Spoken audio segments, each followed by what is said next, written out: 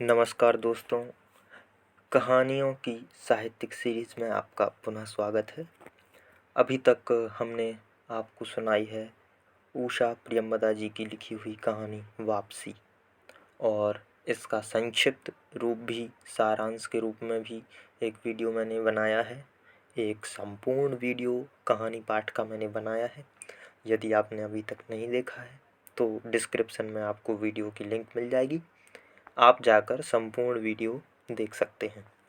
यदि आप साहित्य से जुड़े हुए हैं तो आपको उपरोक्त 2 वीडियोज़ को देखना चाहिए जो हमारी डिस्क्रिप्शन बॉक्स में डली हुई हैं। ये वीडियो विद्यार्थियों के लिए है, विभिन्न प्रतियोगी परीक्षाओं की या फिर अन्य बोर्ड परीक्षाओं की तैयारी कर रहे हुए विद्यार्थियों के लिए, जिनके लिए वापसी उनके सिलेबस में है। तो यहाँ पर मैं आपको वापसी कहानी के अभ्यास के ओर ले चलता हूँ। पहला प्रश्न है, गजाधर बाबू किस नौकरी से रिटायर हुए थे? उत्तर है, गजाधर बाबू रेलवे की नौकरी से रिटायर हुए थे। परिवार वालों ने गजाधर बाबू के रहने की व्यवस्था कहाँ की थी? तो जैसा कि आपको पता है, पहले दिन बैठक में कुर्सियों को दीवार से सटाकर बीच में गजाधर बाबू के लिए पतली सी चारपाई डाल दी गई थी, और जब बच्चों को अच्छा नहीं लगा तो उन्होंने पत्नी की कोठरी में उनकी चारपाई को डाल दिया। अगला प्रश्न है, गजाधर बाबू ने अपनी नौकरी में कितने वर्ष अकेले व्यतीत किए थे?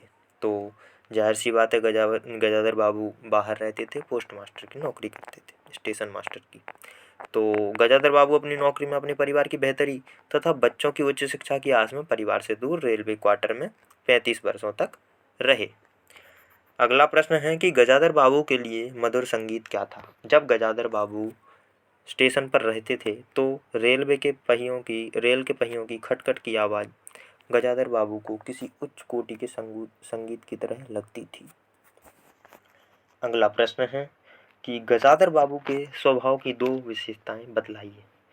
तो गजाधर बाबू के स्वभाव की 2 विशेषताएं थी कि एक तो वो स्नेही व्यक्ति थे और स्नेह की आकांक्षा भी रखते थे, और दूसरा वे परिवार के सदस्यों के साथ मनोविनोद करना चाहते थे, परिवार के साथ सुख से रहना चाहते थे। अगला प्रश्न है, गजाधर बाबू के कुल कितने बच्चे थे? सभी के नाम लिखिए। तो गजाधर बाबू के 4 बच्चे थे, जिनमें से बड़े बेटे का नाम अमर, छोटे बेटे का नाम नरेंद्र, बड़ी बेटी का नाम कांति और छोटी बेटी का नाम बसंती था।